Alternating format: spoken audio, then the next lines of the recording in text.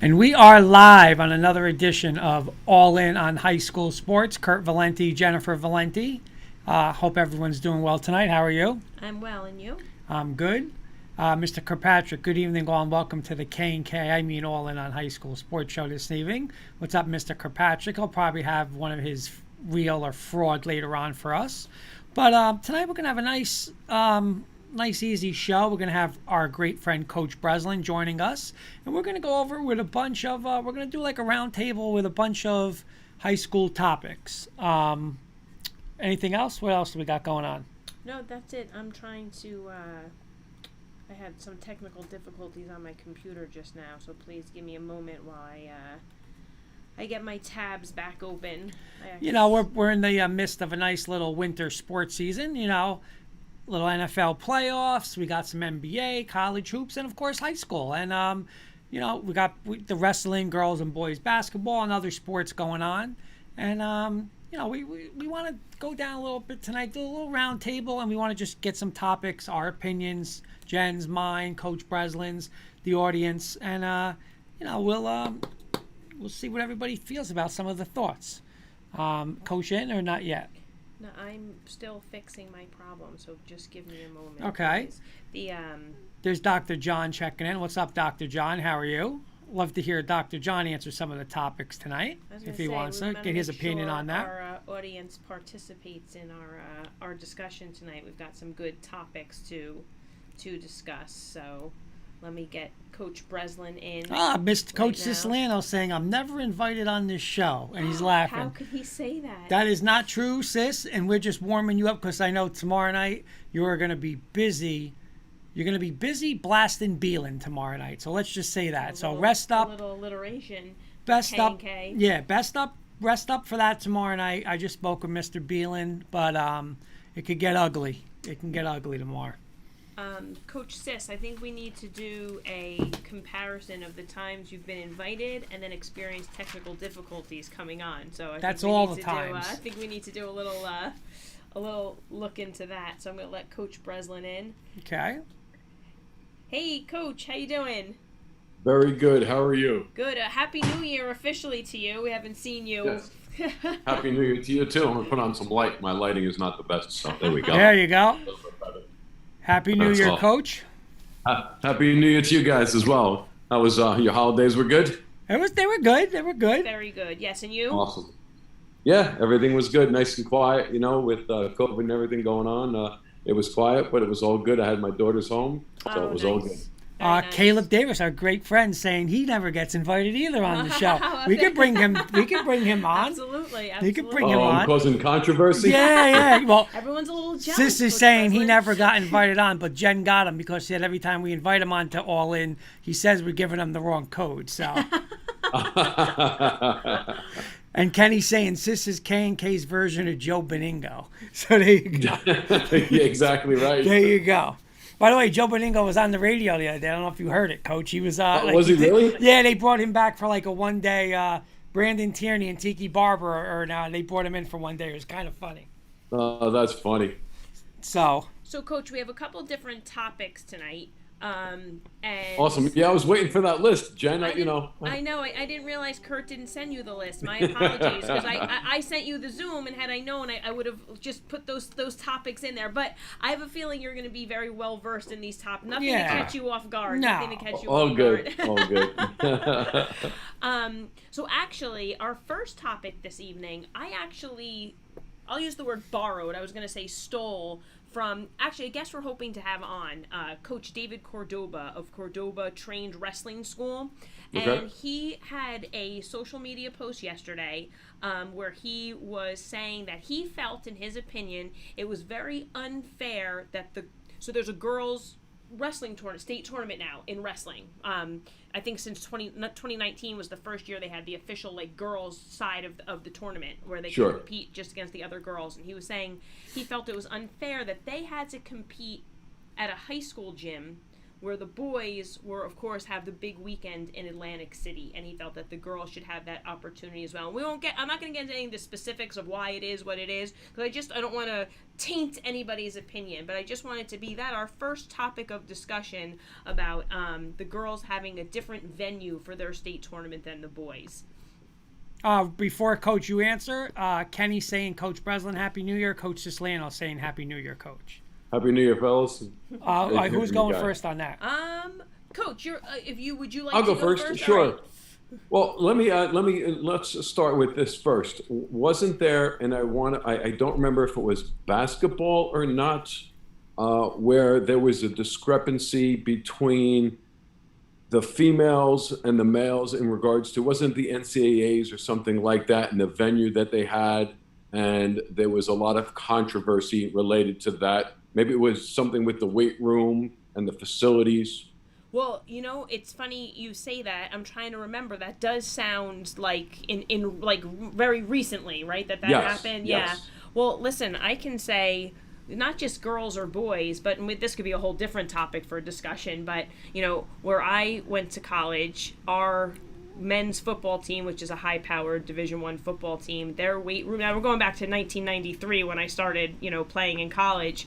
We worked out, all of the sports worked out in this little like box, right? Our weight training. Sure. And then I remember kind of stumbling upon the football facilities and being like, oh wow, that's another level. And the basketball locker rooms, were like, and we had these little holes and but not just girls, boys. That was like, no, money-making sports versus non-money-making sports, but sure. Interesting. Yeah, that was a recent topic. You're right. It was, and I'll have to Google it to remember. But I could remember that very vividly, where they were discussing that, and there was within, I think, a week, there was I think it was the Olympics, and I think what happened within a week, their weight room changed, everything changed. They got brand new stuff. So again. Is there a possibility, and I don't know the timing of it related to when they both wrestle, boys and girls, but why can't it be a venue where they're all there at once? If it's in a huge location, a lot of times in Atlantic City, right, in a big location, why can't it be that they're all together competing anyway? There's plenty of room. Right. Now, Dr. John is saying that, again, Dr. John A.D. Irvington, there's more to the story than that for the girls. The girls' tournament was in Atlantic City in 2019. Yep.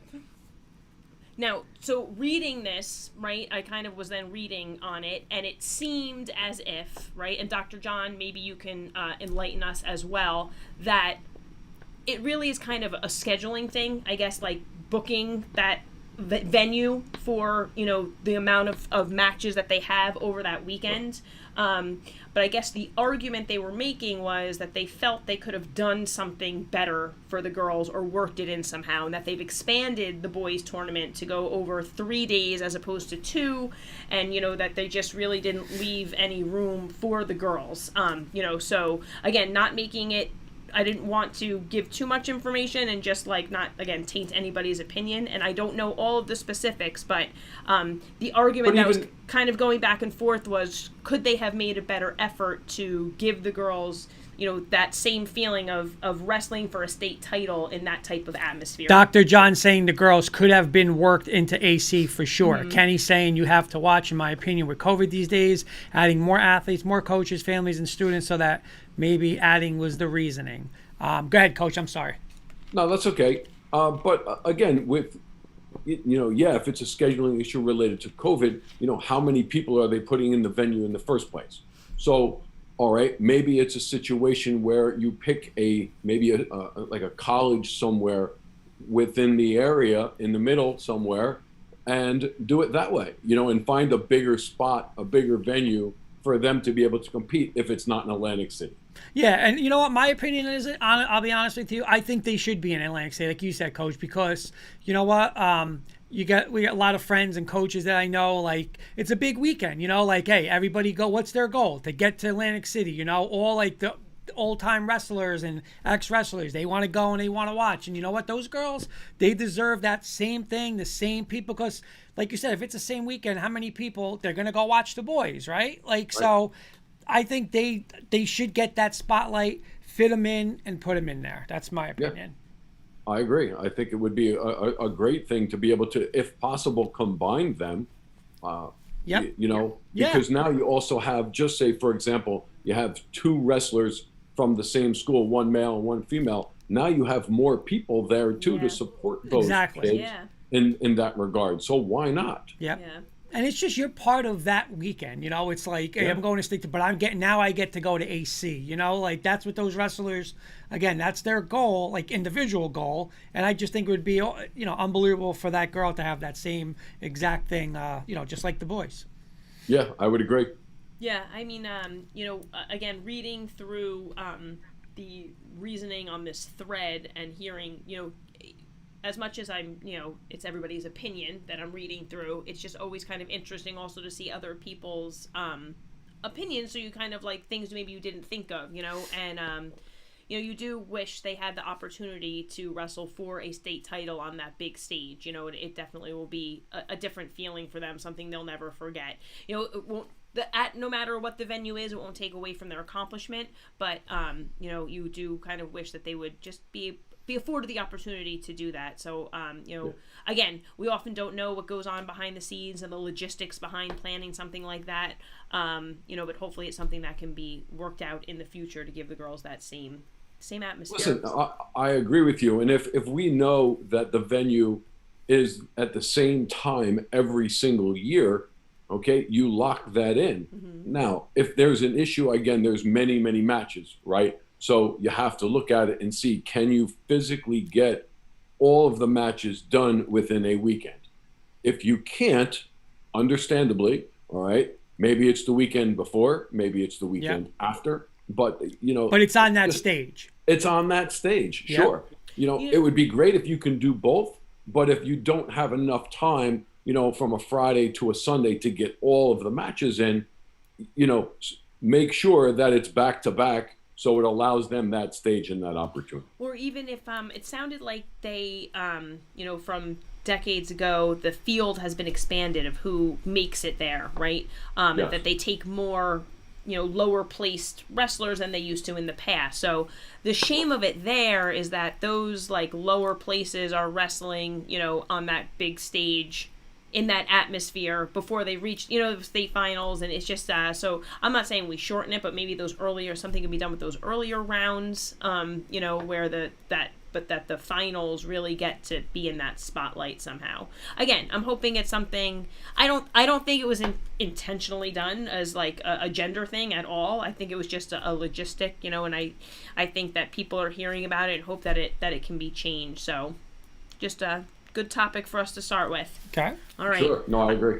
I was gonna put a timer on, Coach, but we're kind of having an open conversation. I thought it would be funny if our timer went off when we each spoke. But all right, our next topic is maybe something we've touched upon on the show before, but maybe not something we like devoted us. It's come up more casually in conversation, but I think it's a hot topic, and I think every year, as we kind of get, you know, club teams are on the rise and, you know, out of season tournaments, you know, the next topic is playing one sport in high school versus playing multiple sports in high school. So that's our next topic of discussion. Do we want to let Coach start each time since he's our real guest? Quick, Kenny's saying, I don't know, protecting people from COVID would be my top priority. I'd be happy that there is a tournament because COVID numbers in my county hospital are skyrocketing, so just pray that sports don't start getting canceled again. Well, and listen, I understand the whole COVID part. And again, I'm thinking of it, you know, not taking COVID out of the consideration. Yeah, that's how I was answering it too. I understand there's going to be issues related to COVID. I know, you know, even, you know, basketball games at this point in time, you know, they're limiting the amount of people at certain events. And I get that and I understand that, you know, but from a scheduling standpoint, if you want to place, the goal is to place them both on the stage in that location. Yes. Okay. So whether it's, you know, one weekend and then the following weekend, you know, maybe because of COVID, maybe because of scheduling. But I was answering in relation to the fact that, you know, I'm not thinking COVID at this point. I'm thinking just from a logistical standpoint and opportunity for both to be on that stage. Yes, agreed. I think that's how I was looking at that same way as well. Sure. And going back to your second question and the second Oh, I'm topic. sorry, real quick, Coach. One more from Dr. John. COVID had nothing to do with having the girls have their own tournament. Remember, there wasn't a state wrestling tournament last year. The girls aren't wrestling in AC due to COVID. So there you go. So that's all right. So that was official. That we know it's not that.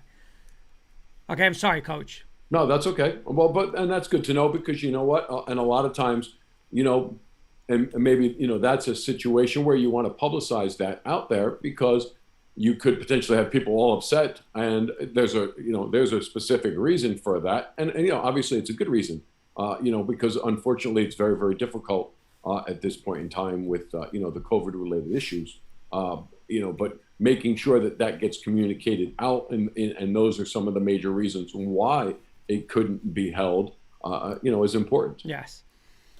All right, back to our multiple sports versus specializing in one sport in high school. Sure. Well, I will say this, and from years ago, I was a phys ed teacher, a coach. So from a perspective of injury prevention, right? I've seen it in many situations, especially in females, where some of the girls only play one specific sport, and there's a lot of situations, number one, where they burn out, number two, where they've been injured, okay, because you're using the same muscle groups over and over and over again. And the same for guys. But with having two daughters, my daughters played softball, and there was a lot of the girls, I only play softball, and I play softball all year round. We've had at Ramapo, some of the players that we've had that are three-sport athletes, are tremendous at all three sports. And again, you're not just limiting the amount of muscle groups that you're using. You're using various muscle groups. You're using different things. And you're not doing the same thing and hitting those same muscles over and over and over again. And that's where you end up having a lot of injuries. So I'm all for, making sure that players try to play multiple sports. The other piece to that, again, I know from a parent perspective, a lot of times you get some parents in there, I want my kid to play, baseball all year round, because they're looking for a college scholarship. And I get that, but understand that they could potentially burn out after a certain amount of time.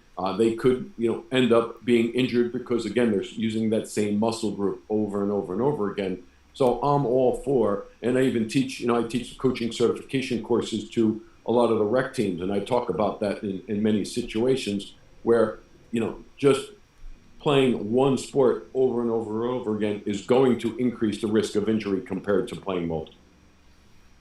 You're Very up, good. Mr. Valenti. Yeah, I totally agree with Coach Brislin. I'm definitely for playing multiple sports. Now, will I ever say there's a difference? Okay, like say there's Arch Manning, right? Manning's nephew. He's going to be the number one recruit, So say, maybe after his junior year, he says, okay, senior year, I'm not going to play basketball and baseball, I'm going, to the college. Of course, maybe. But, that's an exception. But I'm with Coach. I think that, hey, you get more competitive by doing it. And just like you, I love your idea, Coach, your statement about he's only going to play baseball. But you know what? You might get burned out like that. You're playing 10 months, 11 months of the year on baseball. At least football, it could be something different. Basketball, it's going to be something a little different, But like I'm saying, I think you're more prone to getting burned out by just baseball every weekend and throughout the whole year. And you never know. You look at these stories, right? That it's like, oh, so and so is a football player. He didn't play till his junior year in football, right? He was a basketball player. Now all of a sudden he played football, gets a scholarship, he winds up in the NFL. Hey, we had coaching Miles Austin. You remember Miles Austin, Coach? Oh yes, coached against him. Yeah, coached against him, right? We coached him in junior football. He was a baseball player. Never played football. He played like junior football, maybe 5th and 6th grade. I don't even think he played 7th and 8th. And I want to say he came back out his junior year of high school, wound up in the NFL. So you never know by, I've never played a football player. You never know. Because Lou Castillo's another kid from Garfield. He was on that same team. Yeah, he was on that same team. Yes, he wrestled 1 year. 1 year, finished 4th in the state in the heavyweight, highest placed from Garfield wrestler ever. Just, you never know. So No, and just to piggyback off of what you're saying, and in some sports like football and wrestling go hand in hand a lot of times for leverage purposes, okay, especially for linemen. Then when you talk about receivers, right? Receivers playing football and running track, and how beneficial it is for football players who are receivers, potentially, defensive back, to run track.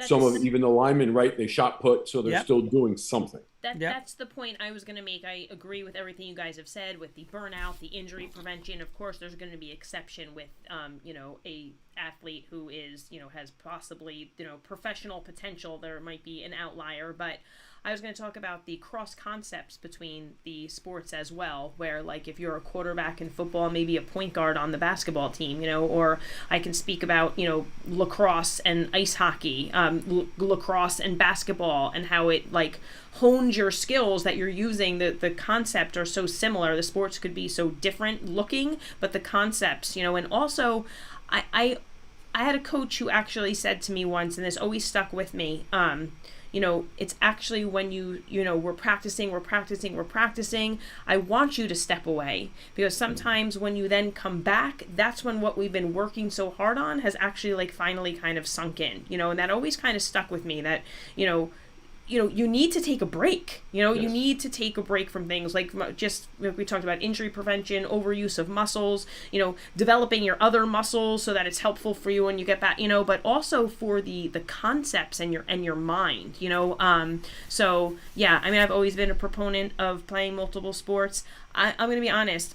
I played 3 sports all through high school. I was recruited to play all 3 sports in college. I had my coaches who recruited me in one sport coming to watch me play another sport. That always kind of impressed me as well. Like, why are they kind of doing that? But as I matured and became a coach myself, I understood it a little bit better. And some of the best athletes I coached, specifically at West Essex, were 3 sport athletes. I coached an All-American field hockey and lacrosse player who was a 1,000-point scorer in basketball. And that kid competed, oh my God, in every season, and played, everything for everything, club this, club that, which actually leads me to my follow-up question. Well, real quick, let me read some comments. And I have a comment too. Go ahead, Kurt. I'm just going to read the comments. Coach Brislin saying, I agree. Played 3 sports. Dr. John saying, Irvington has had 20 football guys receive D1 scholarships from 16 to 21. We have another 7 with Division I scholarships on the classes of 2022 and 2023. The vast majority are 2 to 3 sport athletes. Injuries aside, influencing a student to not play a sport doesn't meet their wants and interests. You only get 4 years of high school sports. Let them have those experiences. I've never bought an athlete needs to be singular focused. I think he probably said I never thought. Needs to be focused on one. Kenny Kirkpatrick saying, how about Bo Jackson, Deion Sanders? Played multiple pro sports. Kenny Kirkpatrick, pretty soon we will be saying it's either Pop Warner football or Little League. You have to choose one or the other. I always say,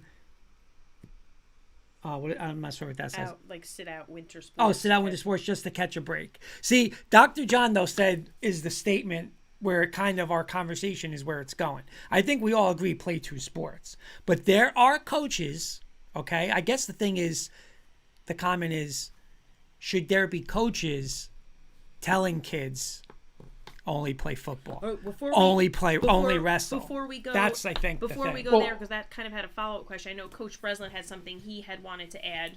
Coach? Well, the other thing is, especially, years ago, and Kurt knows this from coaching at some of the smaller schools, right? I coached at a Group 1 level for a long period of time.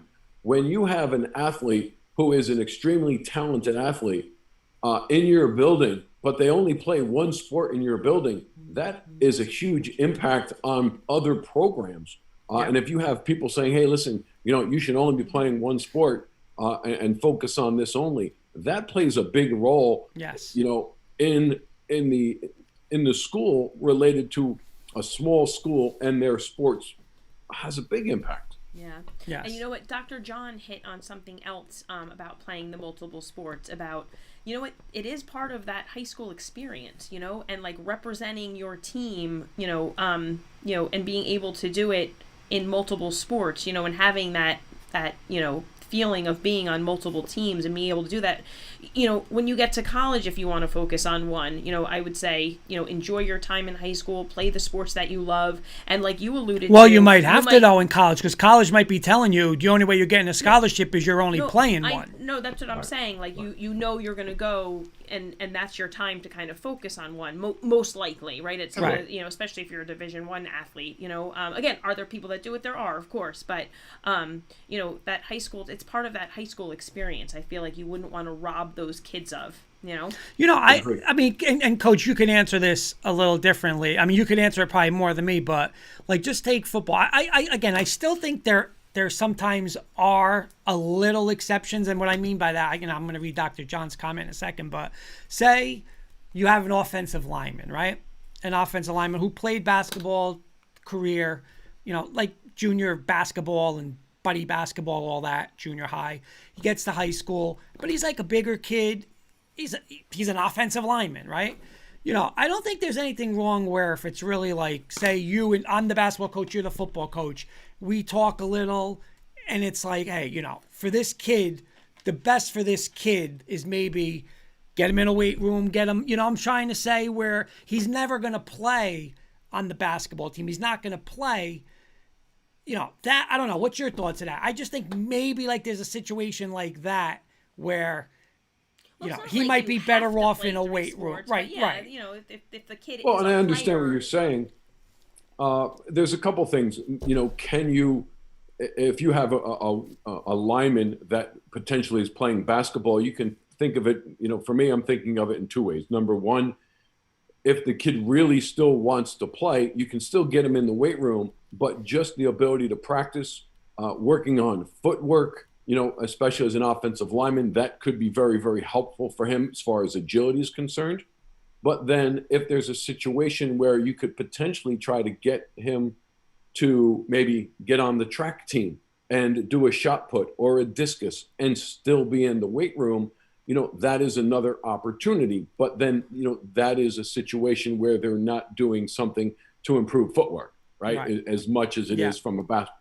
But at least they're participating. Because I'll tell you this, and Coach John probably knows this, just as much as we do, is that if you're good enough, they're going to find you. Yes. Yeah. right? Very true. Yeah, very true. So bottom line, they will find you.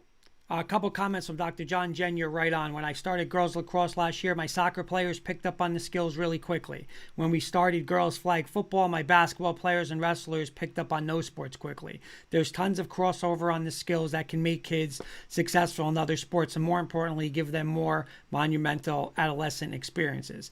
Kenny's saying I disagree with it, but if a coach is recruiting you, then I think then they can say it. Kenny's also saying bigger private schools is who I'm talking about. Dr. John, Kenny, not a lot of recruiters will say that. Many are very supportive of playing multiple sports. Those college coaches and recruiters played multiple sports themselves.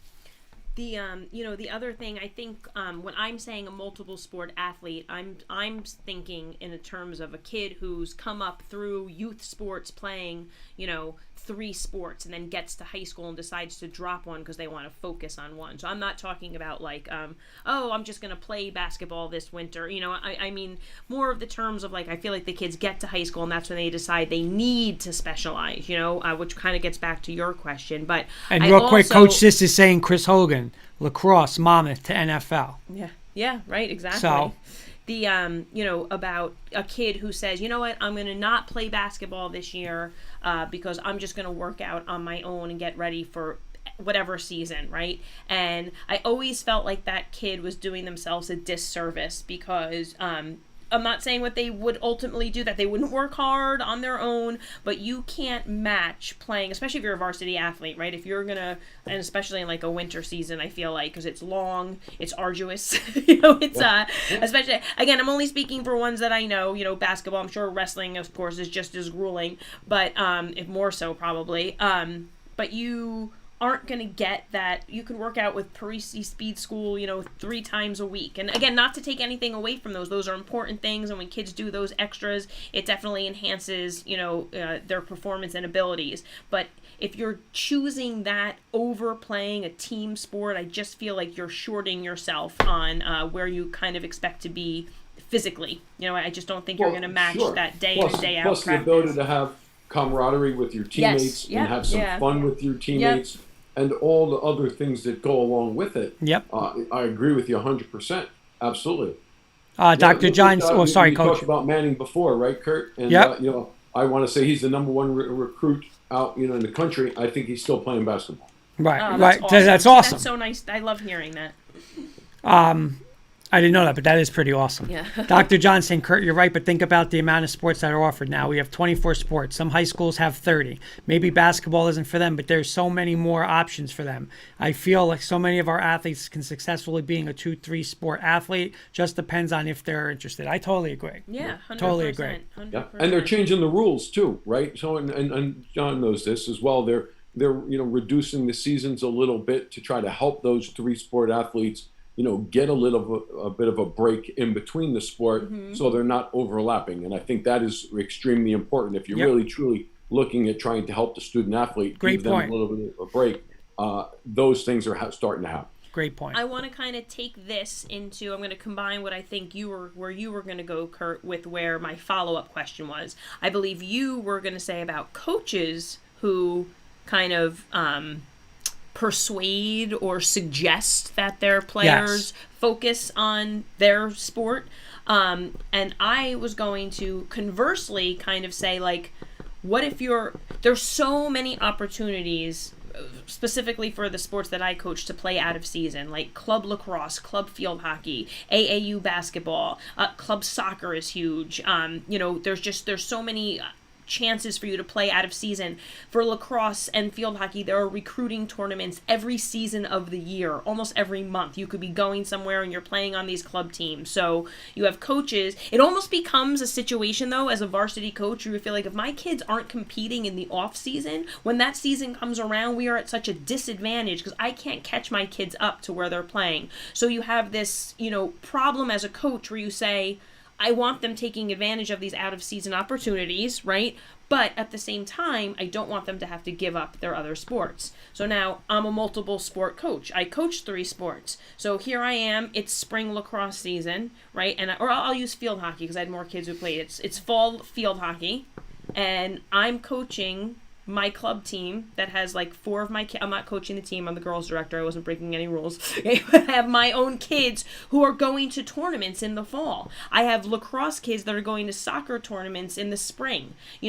As a coach now, how do you handle this other commitment they have? Maybe your sport isn't their number one, right? Like how it's so we have 2 topics here, really, like the coaches who want their kids to focus on their sport, and then the coaches who are trying to make it work with kids who they want to keep in their program and at the same time, play other sports during the season. Does that make sense? Well, it does. And and I've said this for a number of years, and I don't know, maybe in the next 10 or 15 years, I think there's going to be situations, especially at small schools, where it's going to be very, very difficult to try to support a high school program because of all of those things you just brought up related to all the club programs. But if you are in season and you are playing a specific sport in season for your high school, okay, I think that should be the number one commitment. If there's a situation where you have a club game, but your high school team is playing, I think that's where you need to be. And if not, that's going to be a situation where you're now truly impacting your high school program because of that. I am 1,000% with you, but tonight I'm going to be like, what's that called? Devil's advocate tonight. Because I'm 100% with you. Red, so if you're playing football, if it's football season, football should come first and foremost. But here's the thing. What happens if that kid's really a baseball player first and foremost, right? And I agree with you. If it's a Saturday game, if he's not at the game, he should be handing his equipment in. But what happens if there's a game Friday night and now Saturday morning's film, but Saturday morning he's got a tournament? Does he go? You're the head coach. Are you gonna allow him to go to that? Because he's really a baseball guy first, and hey, you would love to have him on the football team, and he's there for the games, but Saturday's some kind of showcase. But hey, we had a game on Friday night, and it's Saturday morning film session, but his parents say he's not going to be there. He's going to New York to play baseball. Is that an issue? Um, Because I it gets don't, tough. you know, It I gets a think little tough. it's tough, but I think again, if you're looking at it from a standpoint of how to help student athletes, you make that adjustment and you catch him up to speed, maybe with some other kids, and you allow him that opportunity because it's a game showcase situation. I think you allow that to happen. I think where it comes into play a lot of times and where it's more difficult is the summertime, right? Yes. The summertime is where it's a little bit more difficult. We don't get that during the football season, but we'll get it in the summertime because it's a baseball showcase or a lacrosse showcase, and they're missing some practice time. But again, you have to be flexible in that situation. So if it's not a game-like situation, and maybe it's a Saturday, I would be a little flexible. If it's a situation during the week, and you are practicing to get ready for a game, and somebody tells you, hey, I got to go to this showcase. Well, you can go to that showcase, but I can't guarantee you that your spot is going to be available, Right. because the next guy up is going to get some more reps and have that opportunity. So I can't guarantee that you're going to be the guy when you come back. But if it's a Saturday and it's a situation where the game was on Friday and they were on a showcase over the weekend, again, if you're looking out for the student athlete as well, then I think that's a situation where you allow them to participate. Yeah, that's something I feel like I definitely softened my stance on during my tenure as a head coach. I think I went into it a little more black and white, like, well, if you're not here, like you said, coach, somebody, blah, blah, blah. But I felt like, and then at the same time, I feel like the club teams were really taking off, and I had more kids with other commitments and doing other things. And I really felt like I had to ask myself what was better, not just for our program, but like all the kids in the program, kind of, like for me to take this hard stance, like who am I hurting, Right. And like you said, I was a multiple sport athlete. I want to support these kids in what they're doing as best I can. More specifically, I felt it in the spring as a coach.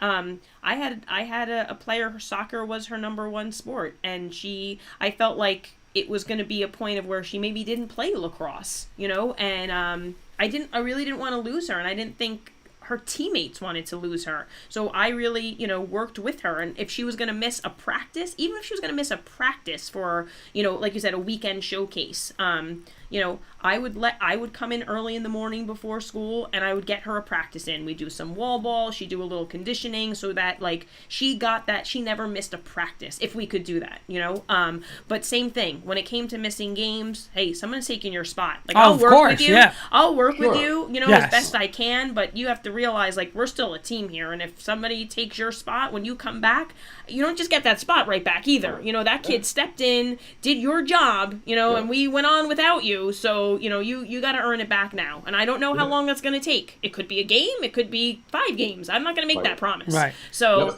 Yep. Let me ask you this question, okay? Would you rather have someone who wants to go to a showcase or somebody who's just going to sit at home and miss practice? Right. Okay, and I just missed practice. So No, absolutely. Right. Give me Good. that That's an player. excellent point. Absolutely. Yeah, that's an excellent point. You know where it did get tricky, and it happened a little. I guess we had a kid or two at St. Mary's where, and again, times have changed, and it's probably even way different now.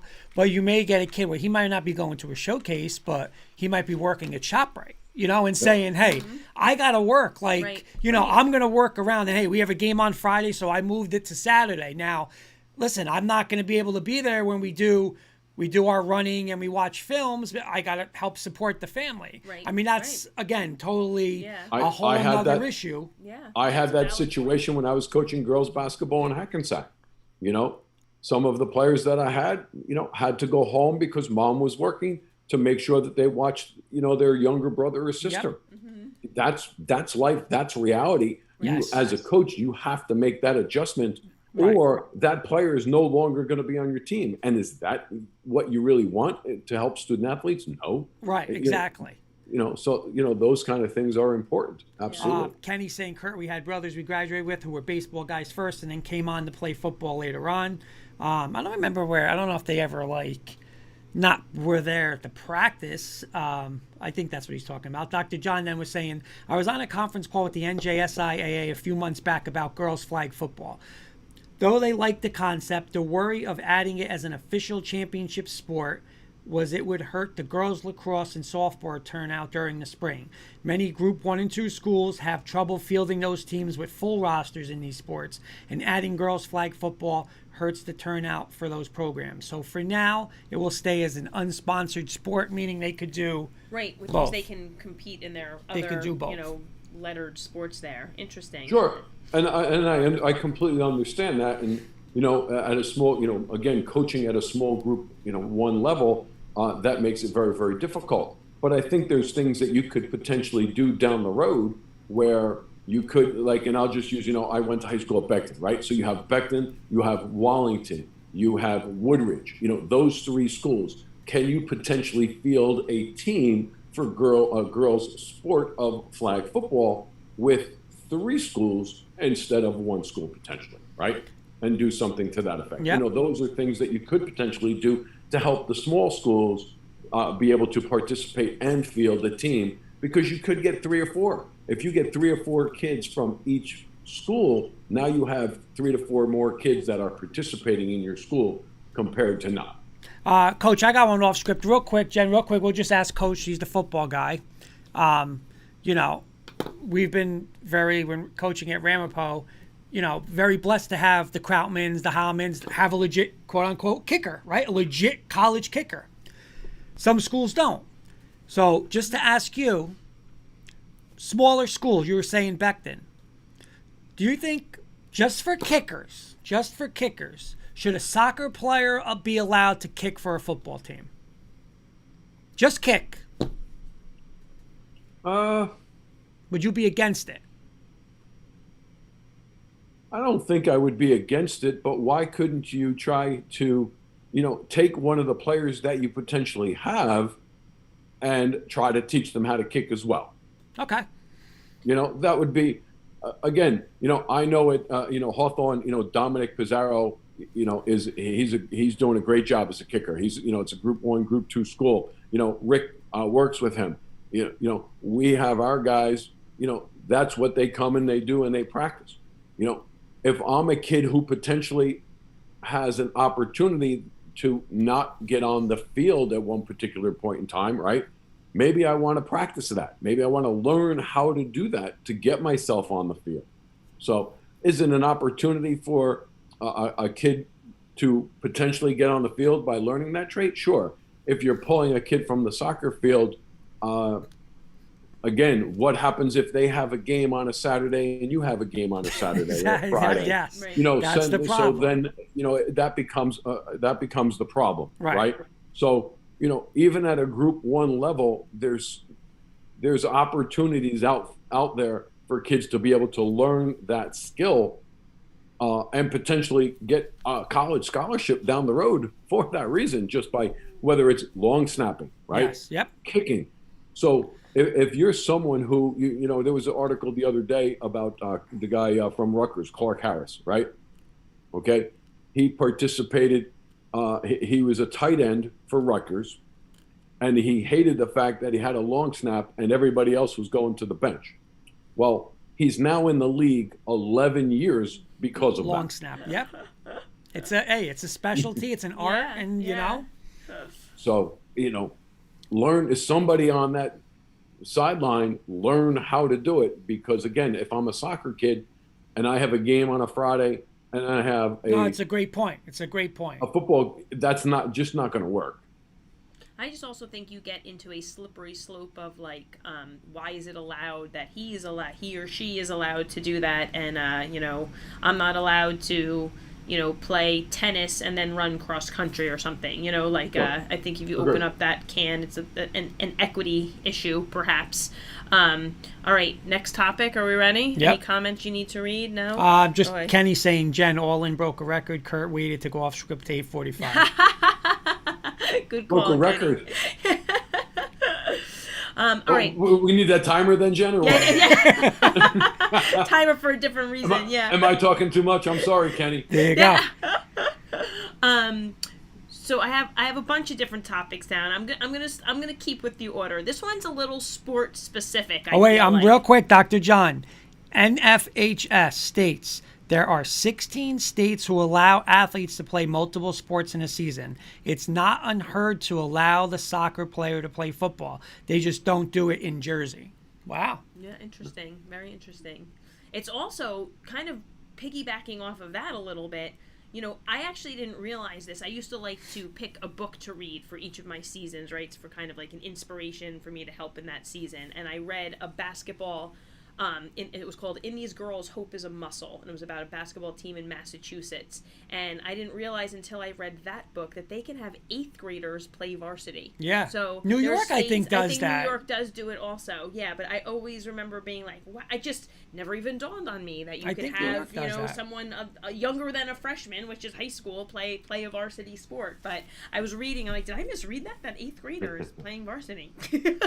Yeah. But all right, so I feel like this next topic is a little sport specific, that it might there's no real like cut or dry answer, and it is turf versus grass fields. That's all I'm gonna say. I'm gonna let you take it any way you want, Coach. Well, you know what? Again, coaching at Ramapo and the style that we play, being on turf makes the game for us a lot faster, especially with the players that we have. It's interesting that, years ago when we used to go to play teams that had grass, there was almost like a mindset, like it was just different for them, right? You're practicing on turf all the time. You're playing on turf. You feel like you're moving a lot faster and everything like that. And then you go play on high grass, and it's like, oh my goodness, it's almost like they put the brakes on, right? And it slowed you down. So from a perspective of coaching at Ramapo for the amount of time I've been there, and the way our offense is, we like to play on turf. We just like to get the ball moving and go as fast as we can. I could remember years ago playing at Sea Caucus and coaching at Sea Caucus and playing in a game where it just rained the night before and trying to play in a game with 2 foot of mud and trying to move around. Right. It just makes it more difficult. So just from the perspective of, being able to play in different types of weather conditions without it truly having a major impact on the game, that's always pretty helpful too. Coach, So- I have a quick question for you. You mentioned how, especially, going back a few years, were not as many schools, or turf was a rarity, right? Like there was Yes. not as many schools.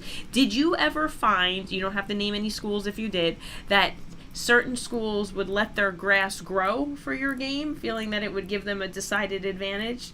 100%, and wet it. Also wet it too. Oh, and Sure, wet it. absolutely. Oh my gosh. Wow. Oh, yes. Wow. Yeah. Oh, yes. Isn't that crazy? Yeah. No, it's true. Yeah. And you know what? I like the idea, though, of both. Because I'm like, listen, as an offensive guy, I love coach. Like, I would hate when it's like, oh, we got to play now in slop and oh my God. It's like your whole game plan. Now it's back to, that's getting thrown out the window. The kids, we played in Cresco one time, coach. I swear to God, the score was, I think, we lost 2-0 or 3-2. It was like, you couldn't do anything. Like, you wanted to go on defense. You didn't even want the ball. You were better off, seriously, that they're going to turn it over. It's crazy. It has a major impact on the game. Yeah. What it does do, though, is, if you are a team that is not as good, it definitely changes could potentially change the outcome of a game and help you in that situation, for sure. A couple comments. Kenny saying, I love getting piled on the turf. Kurt's freshman team gang tackled me on turf and it felt more better. Frozen dirt. Sis said, of course. Josh Walkowitz saying, Fairlawn in 2001, coach. I guess he's talking about going to the Fairlawn and playing on the grass, right? In 2001. Yes. Mr. Beelan, my phone died, but I got to say, best duo in the game, Hoops and Coach. Oh, he's saying Hoops and Coach. All right, thanks,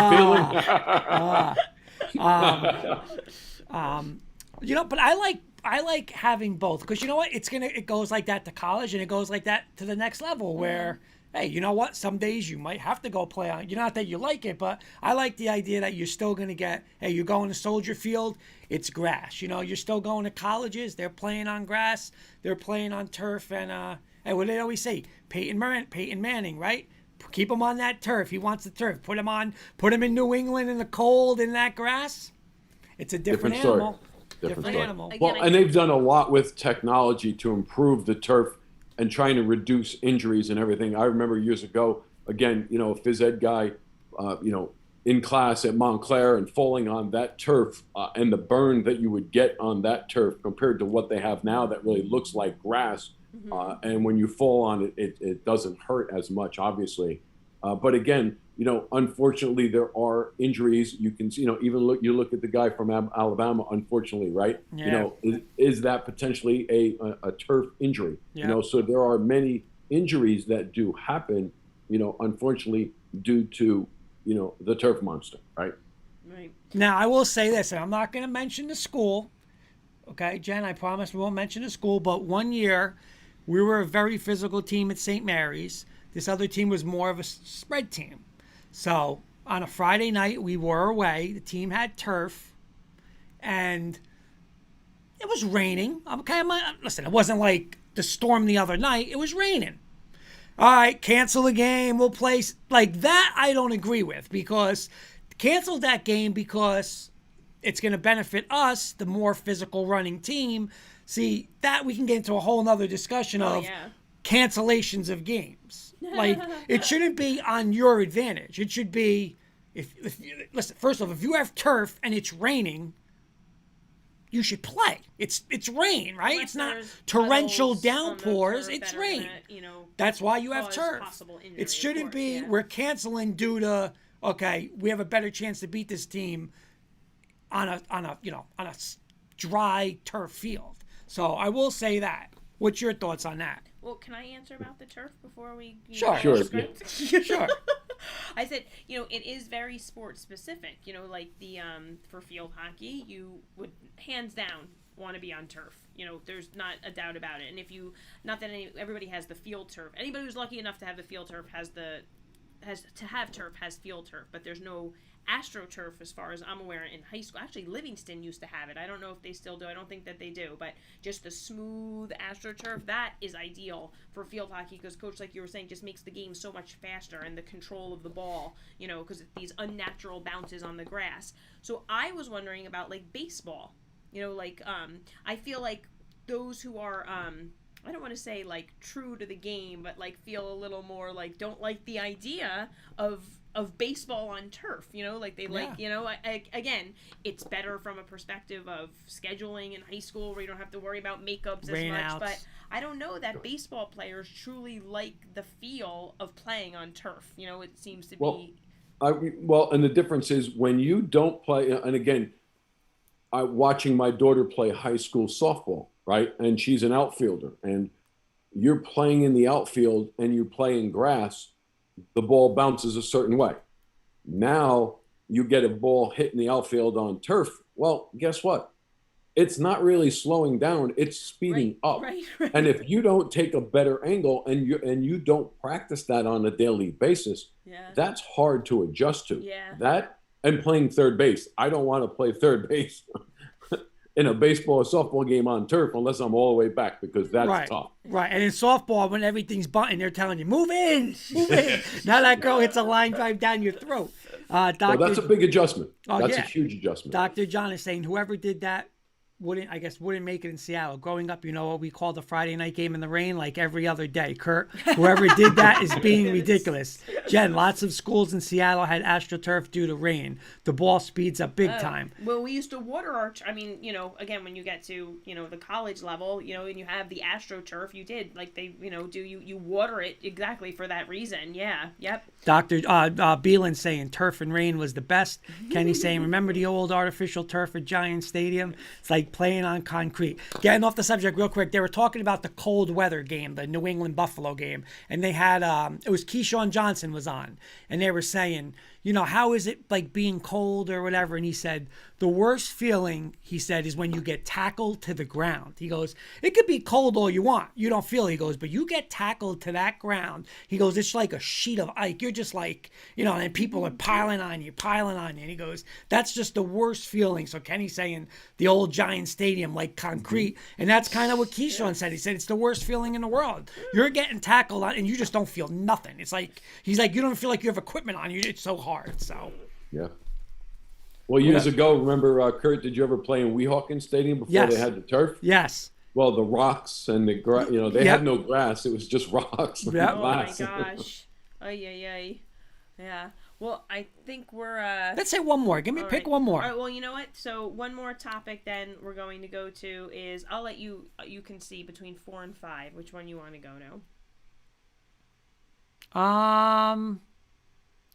Let's go to 4. Coach is the high school football Yeah, all right, coach. perfect, We'll go to perfect. 4. Okay, so my next topic is specific to football and some things that have happened. Not just this year. There was a controversial call in the Group 5, I think it was, or 4. This year? Yeah, 5. Right? Well, the one that really started it was the Heights New Milford game years ago. I was going to get to that. I was saying specifically this year, though. Which one was it? Clifton East Orange. So, and then dating back, there's been some other controversies where replay would have, and Dr. John, I know, has chimed in on this a little bit. So my question, Coach, is what is the... is it realistic to have replay in high school football? Official review, I should say. I think that's a better term. Official review. Let's talk about the Clifton game first, right? And I will say this, okay? If you're going to have a venue, of a Big Ten venue that has the ability to have that technology, then use it wisely. At a high school level, there could potentially be schools that don't have Wi-Fi on their field. Right. I know from being up top, we have many times where, we're having issues with our huddle sideline and something goes down. We don't have, tech guys that we hire. Some schools may or may not, have tech guys that they hire that could potentially make sure that those kind of things are running. So from that perspective, I just think it's very, very difficult to have anything consistent that is going to be able to work for every single school. I just don't see that yet. Right now, the way the technology is, that I just, would it be helpful and beneficial? It always is helpful, but I just don't know if all the schools are equipped to be able to do that in that situation. And you're really asking, again, not that I don't agree that it wouldn't be potentially beneficial, but it's quite a expense to ask for schools who really don't have the means or the budget. I mean, budgets are always getting cut, that's asking a lot to put on a team, and how do you kind of justify that for just football when you have, maybe your I don't know, track and field team needs new uniforms. I mean, it's just right. You might never have all year. You might not go to replay. Like you spent, what I'm saying? Right, yeah. What's the odds? Right, that's true. The use of it, how much you're going to really use it, Right. Yeah. Beelan saying Coach would be screaming from the booth, X slide P route 22 yellow. I don't know what he's talking about. You know what? Can I get one more for Coach? Just one more. I mean, just. So let me just finish one other thing that just related to this question here. And I know, maybe in a few years, I know some schools, I know Hawthorne, for example, right? They have something called the huddle focus, right? So if schools start to go down that road, again, that could potentially be something where you could utilize that technology, but not every school is going to be doing that. Right. So. Right, so if the game's in Hawthorne, we're going to get the correct call. If the game's in Lodi, you're not going to get the correct call. Correct, exactly. So that's my point. And you can't do that for, you can't make that unless everybody has that same type of technology. It's just not going to happen. Even for the state finals, you're in different venues, so I think if they were going to make some type of rule where they said, like, in the regular season, it's not going to happen, or even, in the playoffs. But since we're going to be at MetLife, for the finals, and they want to implement it there, but I think it needs to be equitable amongst all of the state finals, not just the ones that are being played where they have the capabilities of doing it. That's just my opinion. Dr. Well, John. and I'm I sorry, will Coach, say go this. ahead. I'm sorry. No, go ahead, Coach. I'm sorry. You go ahead. And at Rutgers this year, I believe they used the Big Ten technology and their replay. When we were at Giants Stadium, okay, we had our own huddle stuff set up, and we did have one year against Riverdale. We had some issues because we were so far up, and we were trying to get the network communicating, but we were so high up that we were struggling with the bandwidth to be able to pick it up. So it wasn't like we were using, MetLife Stadium's technology. Right. We're still trying to get our technology set up for our system. Mm-hmm. Real quick, Dr. John, instant replay official review isn't a bad idea in concept. Here's my issue. The rule in the regular season is both schools have to have huddle sideline to use it, meaning it's a system of haves and have-nots. Mm-hmm. Additionally, not every coaching staff is comfortable with it and need additional training, which some districts won't provide. I think for this to work, the NJSIAA should make it mandatory for all schools to have and provide trainings to coaches. Beelan saying I need to booster my kid's high school with some Wi-Fi. Dr. John, we have huddle focus, huddle sideline, huddle scout, etc. I think it's useful, but you have to have the coaching staff willing to use it. Sis is saying Beelan learned the lingo. And here's my last one, Coach. And then coaching staff and officials.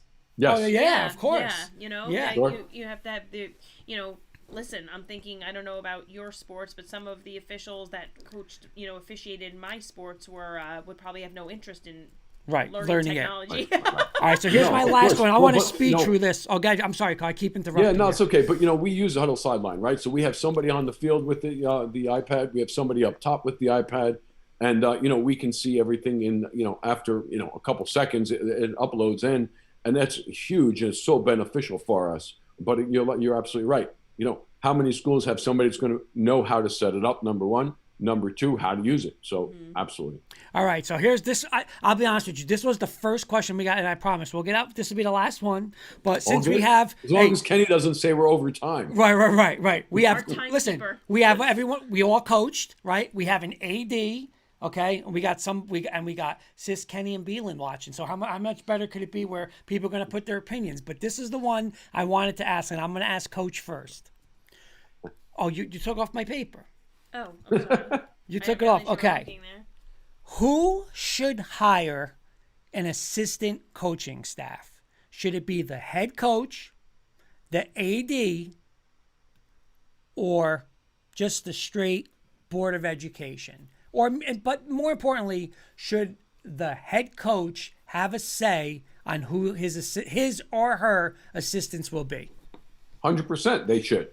If they're the have a say? No, or make the call. Make the call. Yeah, right. Who's coaching? That's a little different. Well, at the end of the day, if I'm the head coach, I want to be able to make sure that the assistants that I'm going to hire, okay, are going to be able to work with me, are going to support me 100%. And listen, are there going to be situations where you can come on staff and there are guys who are currently working or ladies that are currently working in the program? Sure. But I believe that the other piece to that, okay, is in some situations, I'd have to check on the law again, but the way I understood the law years ago, if you are a teacher in district, okay, you are going to have the first opportunity for that job before an outside person, unless you can, change the criteria to match what you're looking for and potentially hurt your candidate, right? That's currently working inside of the district. But that's very, very hard to do.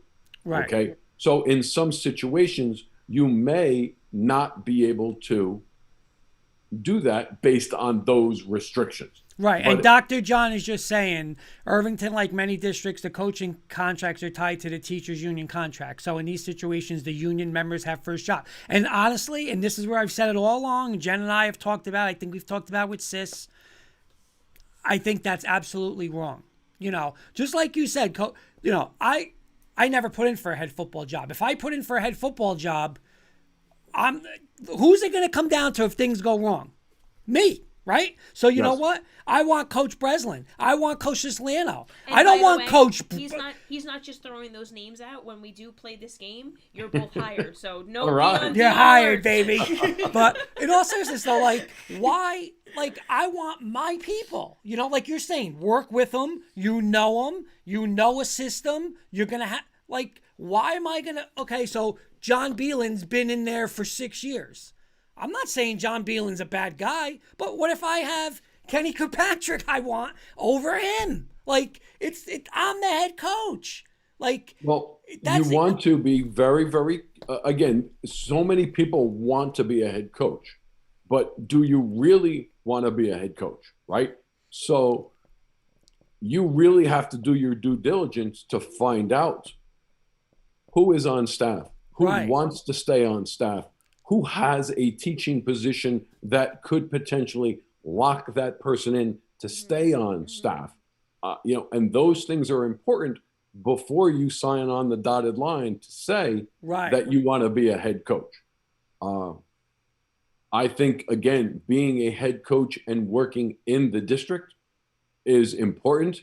If that's not the case, then I think it's important to have some guys that work or ladies that work inside 100%. Of the district to be able to help you in many situations from just a student, whether it's a discipline standpoint, whether it's coaches coming in to recruit players, whatever the case may be.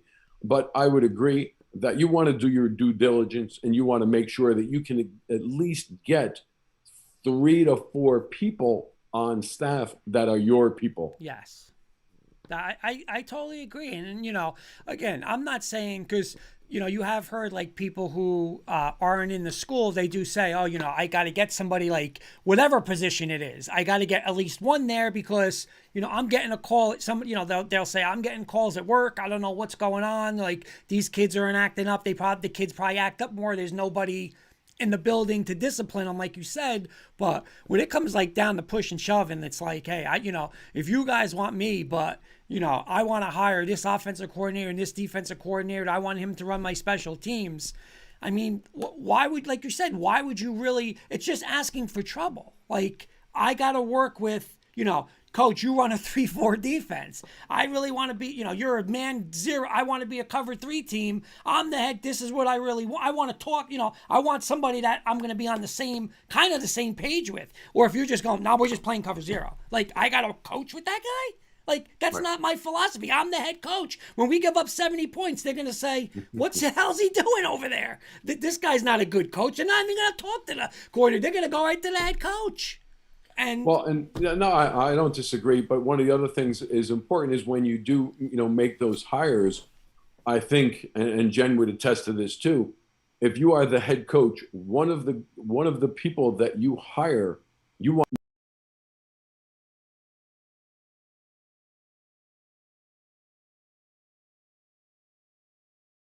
is really working from the ground up. When Kurt and I have this discussion, and I feel like I use this line often when we have like coaching discussions, because oftentimes football is its own animal. It really is very different in a lot of respects. Like you guys, first of all, have a much larger coaching staff, number one, very specific to your offensive coordinator, defensive coordinator, specifically those 2 roles. I'm speaking, when we have this conversation, I talk about my specific sports because that's where my experience is. And I say, when I became a head coach in Montville, first of all, I was very young. I was 24 years old. So you know what? I didn't know anybody. Number one, I did, but not anybody who was going to want to come coach with me. They were already head coaches or, number 2, those are coaching, field hockey and lacrosse coaching positions. Maybe Dr. John could attest to this, is extremely hard to fill. To find someone who knows the game, right? I didn't even say played. I hope they played, right? Knows the game, is familiar with the game, and is teaching or can have, fit a schedule where like they don't have a teaching job that they can actually coach. I always struggled. God forbid I had an opening, I would be like, oh no, now we have to find someone. It's so hard to find someone for those roles. So when I first started coaching, the staff that was already there, who decided to stay, right, was the staff that I, inherited. Yeah. Mm-hmm. And honestly, I'm playing a little devil's advocate here. I was thankful because the positions were filled at that point. And also being a new coach who was young, there's some positives to it, again, that they, the kids do know who that person is. I was not in the building, and coach, like you said, to have somebody in the high school was so beneficial. Yeah, because I was an out of district coach. So, as much as I don't disagree with, of course, we'd like to pick our own staff, I think they're, I also I've always said this to you too, is just because I'm coming in as a head coach and I may want to have my own people, it doesn't mean that the people who are on staff, maybe they've been there for 15 years and they're phenomenal coaches. Is it fair to them that because I'm new, they just lose their job? Well, no, but again, and I know we're not talking about pros and we're not talking about college to high school, but in reality, it really is the same. Like you're talking about, Denver fired their coach. So technically right now, they fired Fangio, but they said, hey, the GM said, listen, right, I'm not firing anybody else. I'm going to let the head coach interview him. If he wants him, he keeps him. If he wants to bring in 14 coaches, he brings in 14 coaches. I think when you got the job, you should have been able to sit with him and say, okay, I'm going to keep. I got somebody to replace that one. It's your program now. Not just, here's your 4 assistants. Who are they? Well, learn them, but here's your 4 assistants. I just think that's bad, and it's just, a lot of times it's not going to work out because you don't know those people, and if you have people that you're more comfortable with, why wouldn't you bring them in? Dr. John, though, saying, the only problem is this. In New Jersey, a paid coach needs to have a teaching certificate or substitute certificate with 60 credits. I turn away quality coaches from youth levels every year because they don't have enough credits. You can be a 5-time state champion in another state, but if you don't have the credits, you can't coach in Jersey. See, that I just think is like, I don't know. So like Bill Parcells can't coach high school football in Jersey. He's not a teacher. No. I'm just saying, about if he doesn't have, he needs a teacher certificate. 60 credits. Okay. 60 college credits. 60 credits. So, yeah. Well, and you know what? Listen, I think there has to be some type of a vetted process because you could potentially hire all kinds of people that you don't know their background, you don't know anything. So I think there still has to be some kind of vetted process in that regard. So, and, to piggyback off of what Jen was saying before, you have an opportunity. It could be a struggle sometimes to get coaches in certain sports, but you hope that they are going to work with you and, support your philosophies of what you're trying to do. Right. Because, were any of those two people looking to be the head coach and didn't get that job. That's where it becomes a sticky situation, right? Yes. That's where it could potentially be a problem where they could potentially be sabotaging you behind the scenes. And that's where, that's where it becomes difficult. Yep. All right. Thank you, Coach, for joining us this evening and for your insightfulness on all of our topics. We really appreciate it. No problem. Thanks, as always, for having me. I greatly appreciate it. We flew by. It was awesome. Thank you, Coach. No problem. Did I beat Kenny's time or what? Am I okay? I haven't heard from Kenny, so I'm not sure where Kenny He's sleeping? Only if I can bring the headset, girl. Kenny only wants a coach because everyone keeps saying that is he going for the Giant job when he wears his new headset with the mic? They said he's. Kenny's going for he's going to be the new GM? Yeah, no, he wants a coaching staff. He's got the headset. I don't know if you see it. He's got the new headset going with the mic. So yeah, people keep saying he's doing that. So. Too funny. Good stuff. Well, thanks again for. Coach Sis is saying you got to get on the board. So when you want to come on K&K, he wants the Brislin whiteboard. He wants the whiteboard back? Yeah. All right, so we have to try to pick before we have to find a day where we can do that. You know what we're going to do, Coach? How about if we do next Wednesday and we do the championship games? AFC Championship, NFC Championship. Next Wednesday, I am in Atlantic City for Texpo. Oh, okay. Oh, Oh, nice. So We should be a Texpo. I know. I should be a Texpo. I used to Yeah, be a you should be. Texpo. You know what? I Yeah. might request going to Texpo. there you go. Can I do the K&K show from Texpo? Yeah, you could. Trying the We'd have the technology. tech.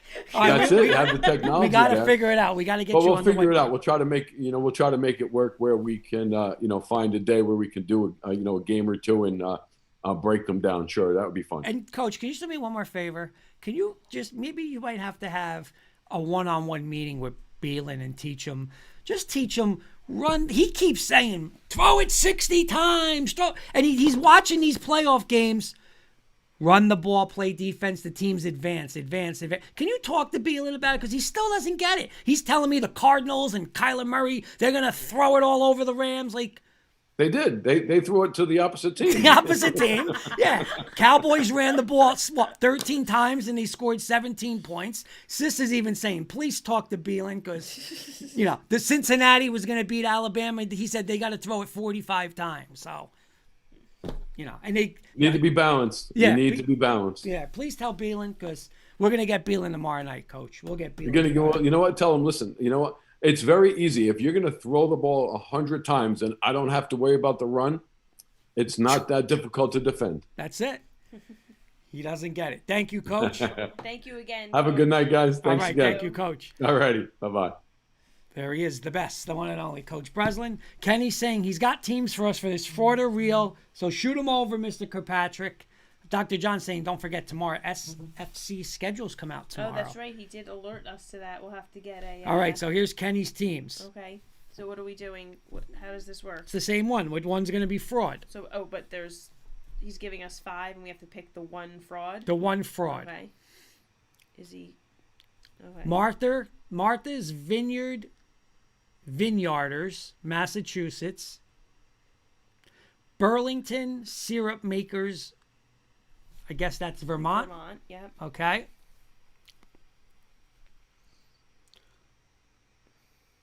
What is that? The Stuyvesant Peg Legs in New York. Dr. John, real quick. SFC will announce their man of the year tomorrow at 10 a.m. at MetLife. Irvington's Zaheem Crawford is one of the 8 finalists for the award. Streaming on the football conference. Ooh. Oh, very cool. Thank you. Good luck. Hope he gets it. Yeah. The Sturgis Scoopers. South Dakota.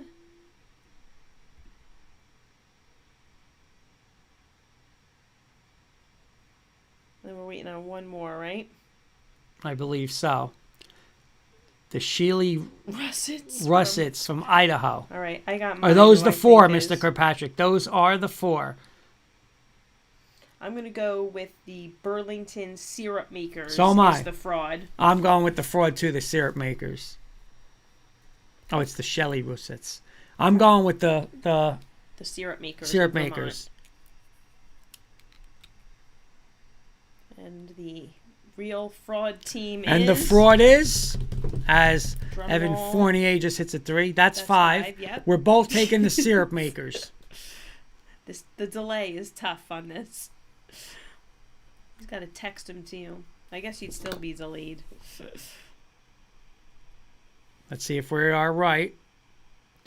You are both correct. It's the syrup makers. There you go. Oh, so it would be the Cairo syrup Syrup makers. makers. All Okay. right, good. Thank you, Kenny, for another. Thank you, Mr. good Kirkpatrick. We'll real or both fraud. put that in. He can both put us down for a victory. Yep.